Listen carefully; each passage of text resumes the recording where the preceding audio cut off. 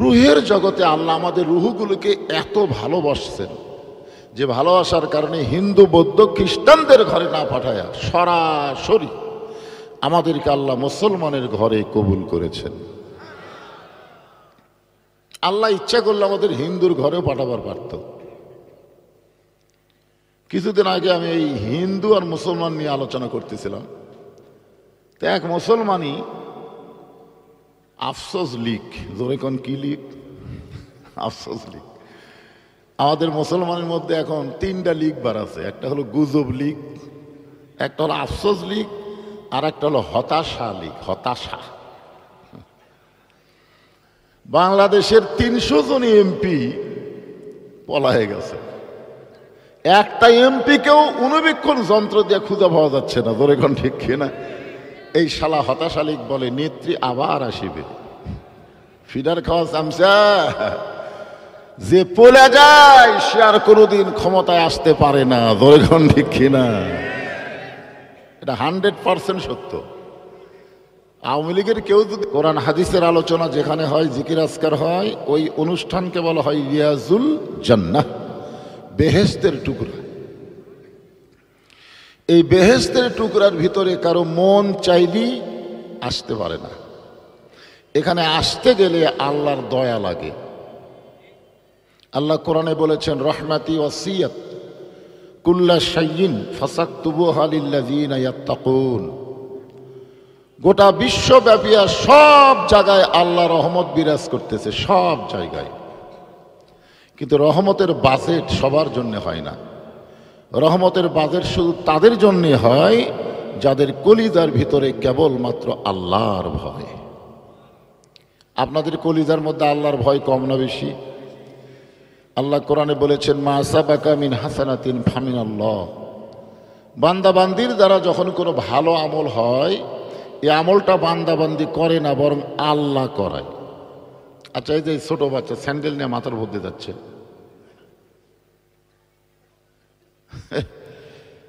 আসলে এগুলো ছোট ছোট বাচ্চাদের সামাল দেওয়া আপনাদের দায়িত্ব।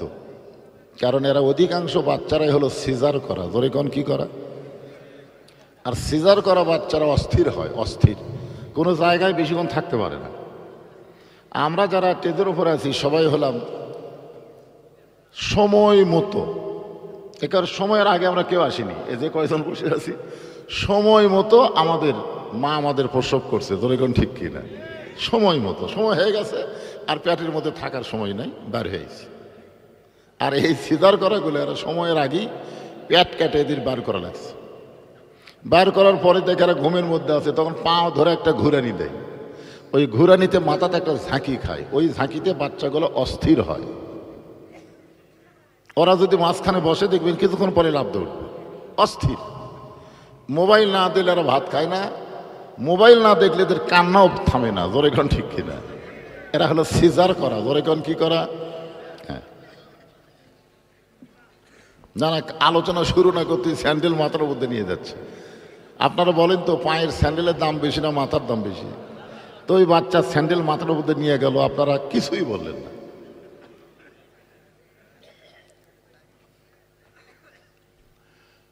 হ্যাঁ, একটু মনোযোগ দিয়ে শুনতে হবে। ওয়াজের ভূমিকাটা না শুনলে তাফসির বোঝা কঠিন হবে। তো যে কথা বলতেছিলাম, যে আল্লাহ তাআলা আমাদেরকে এখানে নিজের ইচ্ছাই দয়া করে এই জান্নাতের বাগানে তৌফিক দিয়েছেন। যে আল্লাহ দয়া করে রহম করে আজকের এই জান্নাতের বাগানে আমাদেরকে বসবার মতন তৌফিক দিলেন, আমরা সে আল্লাহর উপর খুশি না বেজার? তাহলে সমস্বরে সকলে বলবো, রব্বানা লাকাল হামদ হামদান কাসীরান তাইয়িবান মুবারাকান ফীহি। আমরা আল্লাহর প্রশংসা করলাম। রুহের জগৎ, এই জগতে আসার আগে আমরা আর একটা জগতে ছিলাম। সে জগতের নাম কি? আলমে আরওয়াহ। আমরা যে রুহের জগতে ছিলাম এটা কি আমাদের মনে আছে? কিন্তু বিশ্বাস আছে না নাই? এখানে আসার আগেও আমরা আর এক জায়গায় ছিলাম। যেরকম আব্দুল আলিম বলেছে, কোন বনেরই পাখি তুমি, আইলারে কোন বনে, আবার কোন বনেতে যাইতে হবে পড়ছে নাকি মনে। রুহের জগতে আল্লাহ আমাদের রুহগুলোকে এত ভালোবাসছেন যে ভালোবাসার কারণে হিন্দু বৌদ্ধ খ্রিস্টানদের ঘরে না পাঠায়া সরাসরি আমাদেরকে আল্লাহ মুসলমানের ঘরে কবুল করেছেন। আল্লাহ ইচ্ছা করলে আমাদের হিন্দুর ঘরেও পাঠাবার পারত। কিছুদিন আগে আমি এই হিন্দু আর মুসলমান নিয়ে আলোচনা করতেছিলাম, তো এক মুসলমানই আফসোস লীগ, জোরে কোন কি লীগ? আফসোস লীগ। আমাদের মুসলমানের মধ্যে এখন তিনটা লীগ বার আছে, একটা হলো গুজব লীগ, একটা হলো আফসোস লীগ, আর একটা হলো হতাশা লীগ। হতাশা। বাংলাদেশের 300 জন এমপি পলায়ে গেছে, একটা এমপিকেও অনুবীক্ষণ যন্ত্র দিয়ে খুঁজে পাওয়া যাচ্ছে না। ধরে কোন ঠিক কিনা? এই শালা হতাশা লীগ বলে নেত্রী আবার আসিবে। ফিডার খাওয়া চামচা, যে পলে যায় সে আর কোনোদিন ক্ষমতায় আসতে পারে না। ধরে কোন ঠিক কিনা? এটা 100% সত্য। আওয়ামী লীগের কেউ যদি আসে অন্য কেউ আসবে, কিন্তু রব্বানা আতিনা ফিদ দুনিয়া হাসিনার খাওয়া নেই। এই আফসোস লীগ আমাকে বলতে, হুজুর আপনি হিন্দু ধর্মের বিরুদ্ধে বলতেছেন, অথচ দুর্গা পূজায় আপনারাই তো মূর্তি পাওয়া দিলেন, আপনারাই তো মূর্তি পাওয়া দিলেন। তখন আমি বললাম, আমরা হিন্দুদের মূর্তি পাহারা দেইনি, আমরা ষড়যন্ত্র পাহারা দিয়েছি। ধরেন ঠিক কিনা? কারণ এই গুজব লীগ, হতাশা লীগ, আফসোস লীগ, ওরা মূর্তি ভাঙবি আর আমাদের ঘাড়ের উপর দোষ চাপাবি। ধরেন ঠিক কিনা? আমরা মুসলমান হয়ে কোনো মূর্তি পাহারা দিবার পারি না। 6 আগস্ট গোটা বাংলাদেশে সমস্ত মূর্তি ভাঙ্গা চুরমার করা হয়েছে। ধরে কোন কথা ঠিক কিনা? হিন্দুর মূর্তি না। কার মূর্তি ভাঙ্গিছেন মনে নাই? হ্যাঁ, আল্লাহ কোরআনে বলেন, ওয়ামান ইয়াবতাগি গায়রাল ইসলাম দীনান ফালাই ইউকবালা মিনহু। ইসলাম ছাড়া অন্য কোন জীবন ব্যবস্থা কেউ যদি গ্রহণ করে, আল্লাহ বলেছেন সেইটা কবুল করা হবে না। এটা কার কথা? তাহলে হিন্দু কবুল হবে? ইহুদি খ্রিস্টান কবুল হবে? একমাত্র কবুলযোগ্য ধর্মের নাম কি? আর সেই ধর্মের ভিতরে আল্লাহ আমাদেরকে জন্ম নেওয়ার তৌফিক দান করেছে। আপনি কি মনে করছেন আল্লাহ ইচ্ছা করলে হিন্দুর ঘরে পাঠাবার পারত, ইহুদি খ্রিস্টানদের ঘরেও আমাদের পাঠাবার পারত, কিন্তু আল্লাহ ওই সকল ঘরে না পাঠায় সরাসরি মুসলমানের ঘরে প্রেরণ করার কারণে আমাদের লাভ কি? আমাদের লাভ হলো লা তামুতুন্না ইল্লা ওয়া আনতুম মুসলিমুন। আল্লাহ বলতেছেন তোমরা মৃত্যুবরণ করো না মুসলমান না হয়ে।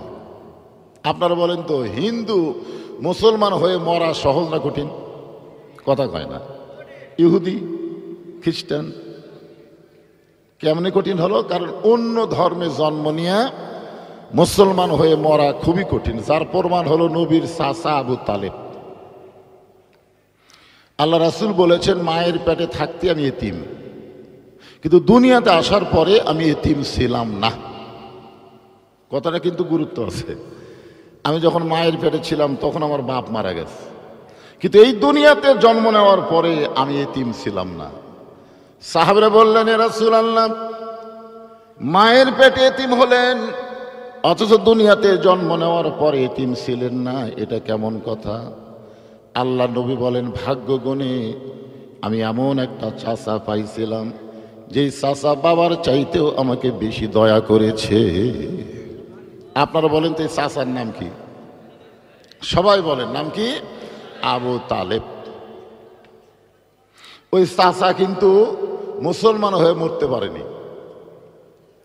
নবী যতবার দাওয়াতের কাজে বাড়ি থেকে বের হয়েছেন, আগে চাচার কাছে কলেমার দাওয়াত দিয়েছেন। তো চাচা তো কথা কয় না, নবী কলমা পড়তে বলে তাও জবানও খোলে না, সব কথাই কয় কিন্তু কলমার কথা শুনবার চায় না। তা আল্লাহ রাসূল চিন্তা করলেন যে এই দাওয়াত আমার চাচা গ্রহণ না করলে তো জান্নাতেও যাবার পারবে না। যে আমারে এত দরদ দিয়ে লালন পালন করলো তাকে জান্নাতে নিয়ে যাওয়ার দায়িত্ব নবীর আছে না নাই? জোরে করা আছে না নাই? হ্যাঁ। চাচা যখন মৃত্যুর বিছানায় শায়িত হলো, এমন সময় নবী সুযোগ বুঝে চাচার কাছে গেল যে চাচা তো আর উঠতে পারবি না, মদ্দামি শেষ, শুতে পড়িছে, আর উঠবি? নবী বললেন, চাচা আপনি ইচ্ছা করলেও আর এই বিছনা থেকে উঠতে পারবেন না, শুধু একটা বার বলেন লা ইলাহা ইল্লাল্লাহ মুহাম্মাদুর রাসূলুল্লাহ, আমি আপনার হাত ধরে জান্নাত ঘরে পৌঁছে দিব। এত বড় কথা নবী বলার পরেও চাচা বলতেছে, মোরাই যখন যাবো বাবা, বাপ দাদার ধর্ম ছাড়বো না। এখান থেকে কি প্রমাণ হলো? অন্য ধর্মে জন্ম নিয়ে মুসলমান হয়ে মরা খুবই কঠিন, কিন্তু আমাদের জন্য আল্লাহ কঠিন রাখে নাই। মুসলমানের ঘরে জন্ম নিয়েছি, মুসলমান হয়ে মরবো ইনশাআল্লাহ। যদি মুসলমান হয়ে আমরা মরতে পারি আমাদের লাভ কি? বাড়ি তো 5 তলা বানাচ্ছেন মাশাআল্লাহ, 6 তলা রড বার হয়ে আছে। সবাইকে গল্প করে, ভাই আমার জীবনের সাধনা 6 তলা করা, 5 তলা কমপ্লিট হয়েছে, দোয়া করিস, আর 1 তলা যেন করবার পারি। ঘাড় কাত করে বারবার দেখে, যায় আর দেখে, মানুষকে দেখায়, ওই দেখ 2 কান্দে 2 ফেরেশতা কয়, তুই পাগলা হচ্ছিস রে, তুই পাগলা হয়েছিস, তোকে যেটা দেখার লাগবে সেটা তুই দেখাস না, তুই কি দেখাস? 5 তলা 4 তলা 3 তলা নয়, তোর জায়গা হবে নিচতলা। জোরে খন কয়তলা? 1 তলাও না, নিচতলা। নিচতলা বলতে আপনারা কি বুঝতেছেন? আসলে আল্লাহ কোরআনে বলেছেন, ইয়া আইয়ুহান নাস মা গররাকা বিরাব্বিকাল কারীম, মানুষ কিসের মায়ায় পড়ে, কিসের ধোকায় পড়ে তোমাদের আল্লাহকে তোমরা ভুলে যাও? তোমাদের আল্লাহ বলেছেন, বাল তুসিরুনাল হায়াতাদ দুনিয়া ওয়াল আখিরাতু খায়রু ওয়া আবকা। এই তুচ্ছ দুনিয়ার মোহে তোমরা কেন পাগল হবে? আল্লাহ তোমাদের জন্য চিরস্থায়ী আখিরাতকে সুন্দর করে সাজায় রাখছে।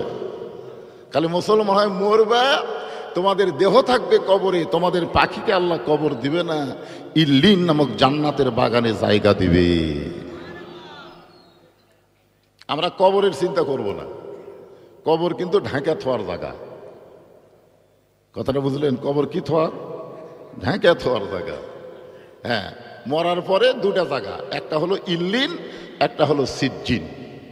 আজকে জান্নাতের বাগানে বসে যারা আওয়াজ শুনতেছে, আপনারা সকলে ইল্লিনে যাবেন ইনশাআল্লাহ। আমরা আল্লাহর প্রশংসা বেশি বেশি করব যে আমাদের জন্য এত সুযোগ। আমি ছোটবেলায় গান শুনছিলাম, তখন এটা বুঝবার পারিনি, এই বুড়া বয়সে বুঝতেছি। আগেকার গান কিন্তু যেমন তেমন গান না। আসেন আমার মুক্তার, আসেন আমার ব্যারিস্টার, শেষ বিচারের হাইকোর্টেতে তিনি আমায় করবেন পার, আমি পাপী তিনি জামিনদার। আমি পাপী তিনি, এই তিনি কে? আল্লাহ না, কে চিল্লা কয় আল্লাহ? আমিও আগে তাই মনে করছিলাম আল্লাহ, কিন্তু এই বুড়া বয়সে দেখতেছি আল্লাহ লয় রে। আল্লাহ হাকিম হয়ে আমাদেরকে আসামি বানায় বিচার শুরু করবেন। ওই সময় আমাদের নবী উকিল হয়ে, ব্যারিস্টার হয়ে আল্লাহর কাছে আমাদের ব্যাপারে জেরা করে, আমাদের সুপারিশ করে জান্নাতে পৌঁছে দিবে। কত বড় ভাগ্য! মুসলমানের ঘরে জন্ম নিলাম, বিশ্বনবীর উম্মত হলাম। আমাদের ভাগ্য ভালো না খারাপ? আর একটা জিনিস, এই যে পবিত্র কোরআন, এই কোরআন আল্লাহ নির্ভেজাল একটা কিতাব, আমাদেরকে হেদায়েত স্বরূপ আল্লাহ দিয়ে দিল, যার মধ্যে কোনো সন্দেহ নাই। জালিকাল কিতাব লা রাইবা ফিহ, এমন একটা কিতাব তোমাদেরকে দিলাম যার ভিতরে কোনো সন্দেহ নাই। হুদাল লিল মুত্তাকিন, এটাই একটা ক্যাপাসিটি। আল্লাহ বললেন মুত্তাকিরাই শুধু আল্লাহর কোরআন থেকে হেদায়েত পাবে। আবু জেহেল কোরআন শুনবে কিন্তু হেদায়েত পাবে না, কিন্তু আবু বকর কোরআন শুনবে এবং কোরআন থেকে হেদায়েত নিবে। আমাদের বাংলাদেশে অনেক আবু জেহেল মার্কা আছে, শুনবে। বজুশিদ কিরকম ওয়াজ করছে, বুড়া না হোক রে ফাটাফাটি, ও শুনবে ঠিকই কিন্তু কোরআন থেকে হেদায়েত নিবে না। এই জন্য আল্লাহ বলেছেন সামিনা ও তাআনা, খালি শুনলে হবে না, এইটাকে গ্রহণ করা লাগবে। আবু বকর কি কোরআন শোনেনি? আপনারা কোন শুনছে কি শোনে নাই? আপনারা তো সামনে বসে, ওরাও তো সামনে দাঁড়িয়ে থেকে শুনতেছে। আবু জেহেল অবশ্যই দাঁড়িয়ে থাকারই পাঠি, তাই বলে তোমরা না বাজার। আবু জেহেল পিছনে, নবী কোরআন পড়তেছে ঘরে, আর ওই দাঁড়িয়ে আছে পিছনে, আর এরা দাঁড়িয়ে আছে সামনে, জায়গা পায় না, কি করবে? সারা রাত, সুবহানাল্লাহ বলেন, সারা রাত দাঁড়িয়ে দাঁড়িয়ে কোরআন তেলাওয়াত শুনছে। সকালবেলা গিয়া মিটিংয়ের মধ্যে বলতেছে এত সুন্দর কোরআনের বাণী, রাতটা কোন দিক দিয়ে গেল আমি বুঝবারই পারিনি। সুবহানাল্লাহ কবেন না? আপনার বলেন তো, আবু জেহেল কি কোরআনের বিরুদ্ধে কছে? কি বলছে? এত সুন্দর কোরআনের বাণী, রাতটা কোন দিক দিয়ে গেল আমি বুঝবারই পারিনি। তার মানে কোরআন শুনতে এত ভালো লাগছে, দাঁড়ায়া দাঁড়ায়া রাতটা চলে গেছে, তারপরও সে বুঝবার পারে নাই। আবু সুফিয়ান বলে, নেতা, যে কোরআন শুনতে এত ভালো লাগলো, রাত কোন দিক দিয়ে গেল বোঝা যায় না, সেই কোরআন গ্রহণ করলে অসুবিধা কি? শুনলেই যদি এত মজা, তাহলে সেইটা ধরলে অসুবিধা কি? ধরবার গেলেই তো বিপদ। আল্লাহ কোরআনে বলেছে লা ইয়ামাসসুহু ইল্লাল মুতাহহারুন, ততক্ষণ পর্যন্ত ধরা তো দূরের কথা, কোরআন স্পর্শই করতে পারবা না যতক্ষণ তুমি পবিত্র না হবে। এটা এমন একটা কিতাব যেটা ধরবার গেলে কি হওয়া লাগবে? কথা কয় না কেন? কি হওয়া লাগবে? বাংলাদেশের গরিবের সন্তানেরা পবিত্র হলো, ধনীর সন্তান হবার চান্স পেল না। আজকে যে কয়টার মাথার পাগড়ি দেওয়া হলো, আপনারা বলেন তো এর মধ্যে ধনী কয়টা? সব জাগির খাওয়া, জরিখন কি খাওয়া? আরে সমস্যা, এই গরিব ফ্যাক্টরি থেকে আমরা বক্তা হচ্ছি। আমরা হক কথা বলবার গেলে চারিদিকে তাকাই, কারণ ফেতরা খাওয়া, চামড়া খাওয়া, দান খাওয়া, জরিখন কি খাওয়া, এগুলা খাইয়া খাইয়া হুজুর হচ্ছি। এখন ওয়াজ করবো গেলে চারিদিকে তাকান লাগে। আমার জাগিরদার ঘুষ খায়, ওর জাগিরদার সুদ খায়। এখন জাগিরদারের বিরুদ্ধে তো ওয়াজ করার চান্স নাই। যে আমার বাড়িতে খাইয়া হুজুর হইল, এখন আমার বিরুদ্ধে ফতুয়া মারতেছিস। আজকে মিথ্যা শিক্ষা যেগুলো বিদ্যালয়ে দেওয়া হয়, একটা বিদ্যালয়ে ছায়া চিন্তায় চলানো হয় না, সরকারি টাকা দিয়ে চলে। জোরে কোন কথা ঠিক কি না? আরে মাদ্রাসাগুলো চলে আপনাদের দান সদকা দিয়ে। আহা, খারাপ যে গরিবগুলো সব হাফেজ হলো, ধনীগুলো সব কেজি স্কুলত গেল। ভাগ্য খারাপ না? ইসলাম প্রচার হয়েছে গরিব দিয়া। জোরে কোন কথা ঠিক কিনা? একটু মনোযোগ দিয়ে শুনবেন। আল্লাহ কোরআনকে লক্ষ্য করে বললেন, ইন্নামাল মুমিনুনাল্লাযীনা ইযা যুকিরাল্লাহু ওয়াজিলাত কুলুবুহুম ওয়া ইযা তুলিয়াত আলাইহিম আয়াতুহু জাদাতুহুম ঈমানা ওয়া আলা রাব্বিহিম ইয়াতাওয়াক্কালুন। আল্লাহু আকবার।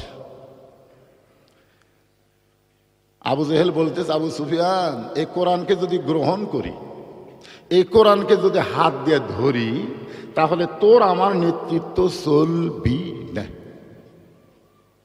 আজকে বাংলাদেশে যারা আবু জেহেলের মতন নেতা, তারা কোরআনের আন্দোলন, কোরআনের রাষ্ট্র বাংলাদেশে চলুক, এইটা কখনোই তারা কামনা করবি না। ধরে কোন কথা ঠিক কিনা? সেটা আওয়ামী লীগের মধ্যেও আছে, বিএনপির মধ্যেও আছে। সমস্যা এই জায়গায়। ঠাকুরগাঁয়ে আমির হামজা ঢোকা নিষেধ করে দিল।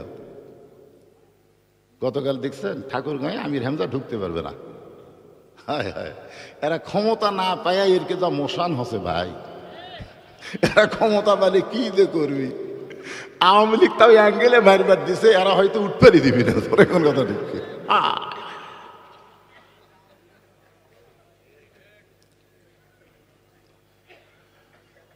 وَنُنَزِّلُ مِنَ الْقُرْآنِ مَا هُوَ شِفَاءٌ وَرَحْمَةٌ لِّلْمُؤْمِنِينَ।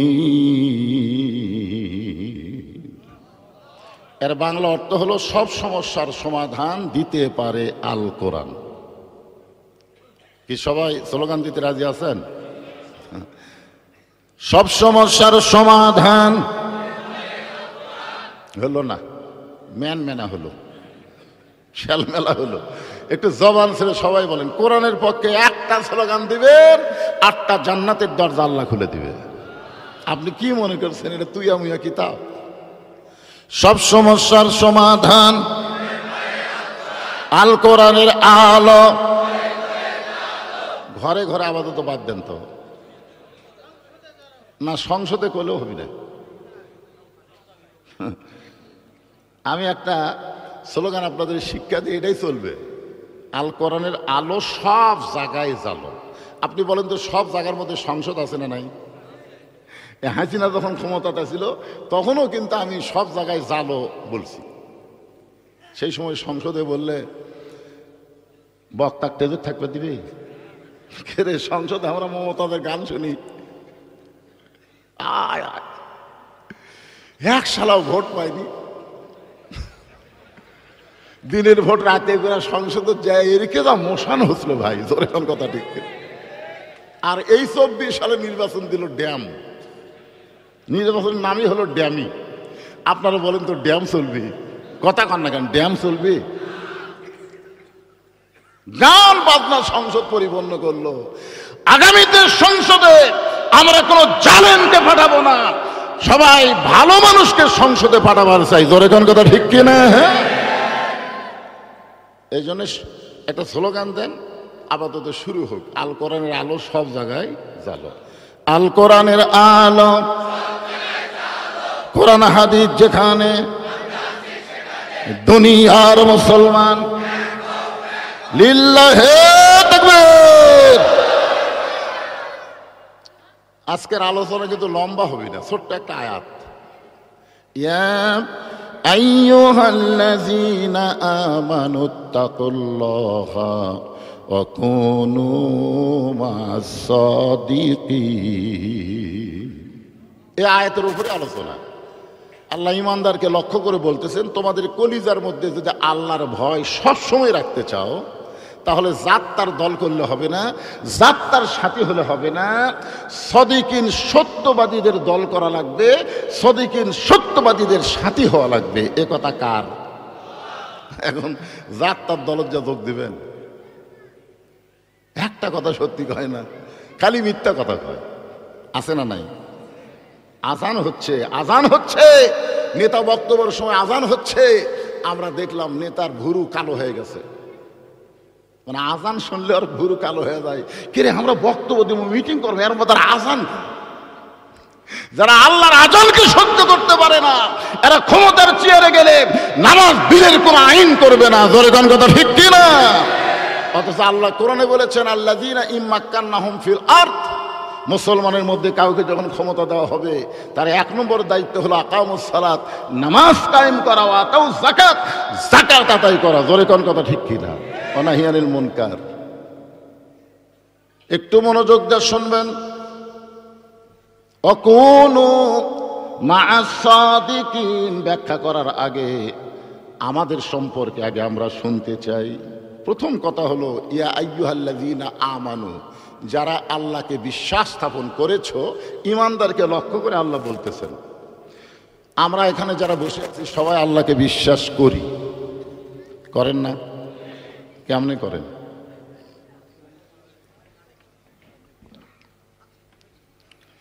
বিশ্বাস করারও কিন্তু একটা সাইজ আছে, আছে না নাই?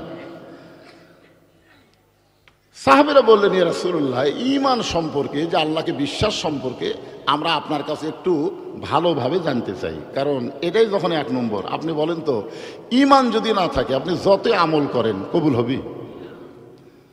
আল্লাহ রাসূল বললেন, ইকরার বিল লিসান, তাসদীকু বিল জানান, আমল বিল আরকান, এরই নাম হলো ঈমান। খুব খেয়াল করবেন, এখানে 3টা কথা বলার পরেই আত্তাকুল্লার উপর আসতেছি। 1 নম্বর হলো জবানে বলতে হবে লা ইলাহা ইল্লাল্লাহ। আমরা জবানে বলি কি বলি না? কিছুক্ষণ আগে জিকির করলাম, লা ইলাহা ইল্লাল্লাহ। একটু ঝাঁকি দিয়ে কোন, লা ইলাহা ইল্লাল্লাহ লা ইলাহা, ইকরার বিল লিসান হয়ে গেছে, ইকরার বিল লিসান জবানি হয়ে গেছে। এরপরে রাসূল বললেন তাসদিক বিল জানান, কলিজার মধ্যে ইমানের জায়গা দেওয়া লাগবে। কলিজার মধ্যে যখন কোনো মুমিন ইমানের জায়গা দেয়, ওই মুমিনের কাছে জীবনের চাইতে ইমানের দাম বেশি হবে। এখন আপনাদের কাছে আমি জানতে চাই, জীবন বাঁচান ফরজ না ইমান বাঁচান ফরজ? হ্যাঁ, বুঝাই শোনা। আমরা অনেক সময় কিন্তু বলি জীবন বাঁচান ফরজ। আপনি আমি যত চেষ্টা করি আমাদের জীবন কিন্তু আমরা বাঁচাবার পারবো না, কিন্তু একটু চেষ্টা করলে আমরা ইমানকে বাঁচাবার পারবো। হ্যাঁ, একটু চেষ্টা করলে, কি চেষ্টা করলে ইমান বাঁচবে এর উপরে কিছু কথা আমাদের শোনা দরকার আছে না নাই? উকিল বলতেছে আপনার ফাঁসি হবে, যে কোনো সময় ফাঁসির রায় কার্যকর হবে। আপনি যদি বাঁচবার চান তাহলে রাষ্ট্রপতির কাছে বাঁচার দরখাস্ত লেখেন। রাষ্ট্রপতি যদি আপনাকে মাফ করে দেয় আপনার আর ফাঁসি হবে না। তাসদিক বিল জানানের ইমানদার বলতেছে উকিল, উকিল তোমার কথা শুনে আমার হাসি লাগতেছে। উকিল বলে হাসি কেন লাগতেছে? ইমানদার বলতেছে তুমি যে রাষ্ট্রপতির কাছে আমাকে দরখাস্ত লিখবার বলতেছো, এইরকম 3টা রাষ্ট্রপতিকে আমি ক্ষমতার থাকা অবস্থায় মরা দেখছি। কয়টা? একটা হলো বঙ্গবন্ধু শেখ মুজিবুর রহমান, একটা হলো জিয়াউর রহমান, একটা হলো জিল্লুর রহমান। 3টাই রহমান। দেখেন মিল আছে না নাই? এই 3টা কিন্তু ক্ষমতার থাকা অবস্থায় মরছে। এরশাদ চাচা ক্ষমতার থেকে যায় মরছে। আর 3টা রহমানের একই ইতিহাস। বঙ্গবন্ধু শেখ মুজিবুর রহমান কি ক্ষমতার থাকতে মরছে না ক্ষমতাতে যাওয়ার পরে? জিয়াউর রহমান, জিল্লুর রহমান। আসামি বলতেছে উকিল 3টা রহমান ক্ষমতার থাকা অবস্থায় যদি মারা যায় তাহলে জীবন ভিক্ষার জন্য কোনো মুমিন রাষ্ট্রপতির কাছে দরখাস্ত লিখবে না, কারণ যারা মরেই যায় তাদের কাছে বাঁচার দরখাস্ত লেখা জায়েজ। এ কোন জায়গাতে ইমান আছে? উকিল বলতেছে তাহলে আপনার ফাঁসি হবে, এই গোয়ারকি করার কারণে আপনার ফাঁসি হবে। ইমানদার বলতেছে আমার ফাঁসি হবে কিন্তু মৃত্যু হবে না। যে বলছে ফাঁসি হবে মৃত্যু হবে না, উকিল বলতেছে আপনি পাগল হয়ে গেছেন। ফাঁসি হলেই তো মানুষ মারা যায়, তাহলে মৃত্যু কেন হবে না? আপনি কি বুঝেন? সঙ্গে সঙ্গে আল্লাহর বান্দা বলতেছেন ওয়ালা তাকুলু লিমান ইউকতালু ফি সাবিলিল্লাহি আমওয়াতুন বাল আহইয়াউ ওয়ালাকিন লা তাশউরুন। আল্লাহ রাস্তায় যাদেরকে হত্যা করা হয় তারা মরে না, এ কথা কার? আমার এক চাচাতো ভাইয়ের ছেলে হয়েছে, আমাকে বলল হুজুর আপনি আলেম মানুষ, আমার ছেলেটার নাম কি রাখলে ভালো হয়? তাই বললাম আবু সাইদ রাখো, আবু সাইদ। আমার ভাই বলতেছে আলহামদুলিল্লাহ, আসলে নামটা ভালো। সর্বপ্রথম এ হাসিনার বিরুদ্ধে আবু সাইদই জীবন দিছে, তোর এখন কথা ঠিক কিনা? এখন আবু সাইদের বাপ আবু সাইদের মা করে ডাকতেছে। আমার ভাইয়ের বউ খুশি, সাওয়াতে ভাই বউ খুব খুশি। আমার খালা তো বোনের বাচ্চা হয়েছে। খালা আমাকে মোবাইল করে বলতেছে বাবা তুমি তো আলেম মানুষ, তোমার বোনের একটা মেয়ে হয়েছে, নাম কি রাখবো? তাই আমি বললাম হাসিনা। সেই কোসে হাসিনা। খালাকে এই তুই আলেম না জালেম, তোর কাছে একটা ভালো নাম চাইলাম আর তুই হাসিনা করলি। আমি বললাম খালা হাসিনা হাজার হাজার মানুষ খুন করছে, এই খুনির নাম থামো। আমি তখন বুঝলাম 2100 বছর কোন মেয়ে সন্তান জন্ম নিলে কেউ হাসিনা রাখবে না। ধরে কোন কথা ঠিক না? তার মানে আবু সাইদ জীবিত আছে, হাসিনা পোষায় গেছে। ধরে কোন কথা ঠিক করে কথা বলে? আল্লাহ রাস্তায় যারা জীবন দেয়, আল্লাহ কোরআনে কেন বললেন যে বালাহিয়া, তোমরা তাদেরকে মৃত্যু বলো না, আমি আল্লাহ বলতেছি তারা জীবিত। তাসদিক বিল জানান, কলিজার মধ্যে যখন ইমানের জায়গা হবে ওই মানুষটা অন্যায়ের বিরুদ্ধে লাগবে, অন্যায়ের সঙ্গে আপোষ করবে না। আপনারা এখন সত্যি করে বলেন, আগামীতে বাংলাদেশে যদি কোনো অন্যায় কেউ করতে চায় আপনারা কি আপোষ করবেন?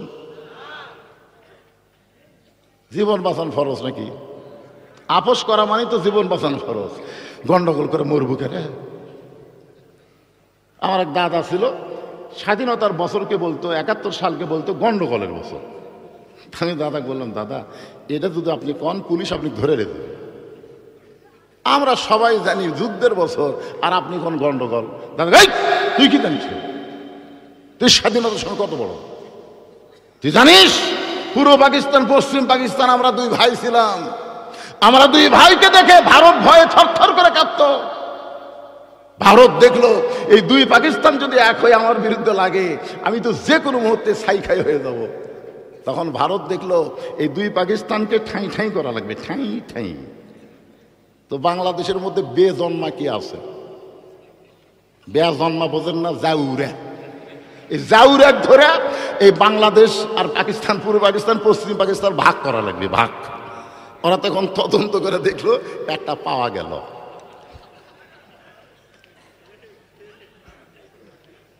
পাওয়া গেছে যুদ্ধের সময় পাকিস্তানে আশ্রয় নিছে, সন্তান বউ বাচ্চা সব ভারতে থাকলো। যখন দেশ স্বাধীন হলো বাংলাদেশে ঢুকলি কেউ কেউ চামচা কয় জাতির পিতা। জাতির পিতা না জুতার পিতা?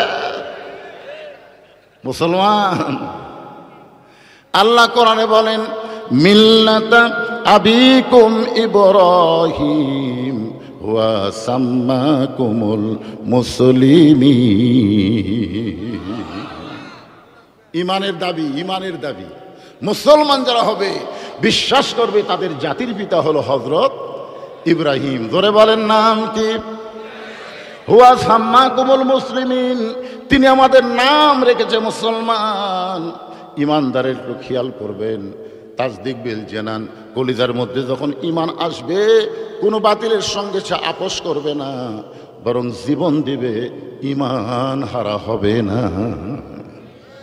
আসেন 3 নম্বর হলো আমল বিল আরকান। আমল বিল আরকান, ইমান অনুযায়ী আমল করা লাগবে। আপনার বলেন তো বর্তমানে বাংলাদেশে ইমান অনুযায়ী আমরা আমল করতে পারতেছি? কথা কয় না, পারতেছেন? আপনি মসজিদের সামনে কাতারে নামাজ পড়বেন, নিয়ত আপনার ভালো না খারাপ? খুবই সুন্দর নিয়ত, সামনে কাতারে আপনি নামাজ পড়বেন। বাড়ির থেকে উজু করে আপনি মসজিদে যাচ্ছেন, 100 গজ দূরে মসজিদ, সুবহানাল্লাহ আলহামদুলিল্লাহ, সুবহানাল্লাহ আলহামদুলিল্লাহ। সামনে কাতারে নিয়ত করছেন, কিন্তু রাস্তার মধ্যে 100 গজ জাতি 2টা ব্রয়লার মুরগি, 2টা ব্রয়লার মুরগি বলছেন, 2টা বেপর্দা মেয়ে মানুষ আপনার 2 চোখত পড়িছে। ওরা মরে গেলে 5 খবর, ওদের খাটনি আবার চাদর দিয়ে ঢাকবি। ফেরেশতা কয় আল্লাহ এই মেয়াজের এক চাদর দিয়ে ঢাকছে, এই তোর বাইসে আইছিল, গোটা পাড়া ঘুরিছে, পাড়ার সব লোক একসঙ্গে। মেয়ে তোর চিনে, এই যে পাড়ার মধ্যে ফেরওয়ালা ওরাও চিনে। মেয়ে তোর এসে কয় এটা কার বউ রে? বেনালা কয় এটা কার বউ রে? একটা ফকির কয় এটা কার বউ রে? মানে তাই দেখে, তাই একটা করে ঢুকিয়েছি। উই মরিছে, 5 কাপড় দিয়ে আর চাদর দিয়ে ঢেকে ধোসে। ফেরেশতা কয় আল্লাহ বেঁচে থাকতে গোটা পাড়া ঘুরিছে, মরার পরে এইরকম পর্দা খেন। আল্লাহ কয় দেশের নাম বাংলাদেশ রে, ওই দেশের নাম হলো বাংলাদেশ। এরা বাঁচতে পর্দা করে না, মরার পরে করে রে, মরার পরে করে। এখন 2টা বেপর্দা নারী আপনার 2 চোখত পড়ছে। আপনি বলেন পোকা পড়লে, মশা পড়লে চোখ থেকে আপনি তুলতে পারবেন, কিন্তু 2টা বেপর্দা নারী যদি আপনার চোখত পড়ে আপনি কি তুলবার পারবেন? যদি কাউকে বলেন ভাই অমুকের বউ আমার চোখত পড়ছে রে, দেখ তো কোন জায়গাত আছে, তখন বলবে ভাই আমি যতই চেষ্টা করি দেখার উপায় নাই, কারণ ওটা তো আসল জায়গাত গেছে। আসল জায়গা কুঠি রে? আপনার এই যে বুকের কাছে একটা মেমোরি আছে, ধরে এখন কি আছে, ওই মেমোরির মধ্যে চলে গেছে। ওই এখন সামনে কাতারে গিয়ে নিয়ত করতেছে ইলা জিহাতিল কাবাতি শরীফাত, আল্লাহু আকবার। মুখ আছে কাবার দিকে, চোখ আছে সেজদার দিকে, মন খালি বলতেছে রাস্তাত কি দেখলু রে। আপনারা বলেন নামাজ হবে? এ জোরে বলেন হবে? তাহলে মসজিদে আপনি সামনে কাতারে নামাজ পড়তে চান, রাস্তার মধ্যে বেপর্দা নারী থাকলে আপনি নামাজ পড়তে পারবেন না। এখন বেপর্দা নারী মুক্ত বাংলাদেশ গড়বার গেলে আমার আল্লাহর কোরআনের সমাজ লাগবে। জোরে কোন ঠিক কিনা? অকরনা ফি বুয়ুতিকুন্না ওয়ালা তাবাররাজনা তাবাররুজাল জাহিলিয়াতিল উলা। আমল বিল আরকানকে যদি আপনারা গ্রহণ করতে চান তাহলে আল্লাহর কোরআনের বিকল্প কোনো রাস্তা, সবাই বলেন বিকল্প কোনো রাস্তা নাই। যতই চেষ্টা করেন কোরআন অনুযায়ী যে মুসলমানের রাষ্ট্র গঠন না হয় সে ঈমান অনুযায়ী আমল করতে পারবে না। ঈমান অনুযায়ী আমল করতে গেলে 1 নম্বর আমল হচ্ছে নামাজ। লা সলাতা লা ঈমানা, যার নামাজ নেই তার ঈমান নেই। এখন আপনারা সত্যি করে বলেন তো, এই মাহফিলে যত লোক আপনারা বসে আছেন, খাড়া হয়ে আছেন, সবাই কি মাগরিব এশা নামাজ পড়ছেন? কে টানা করলো না? কে করলো রে?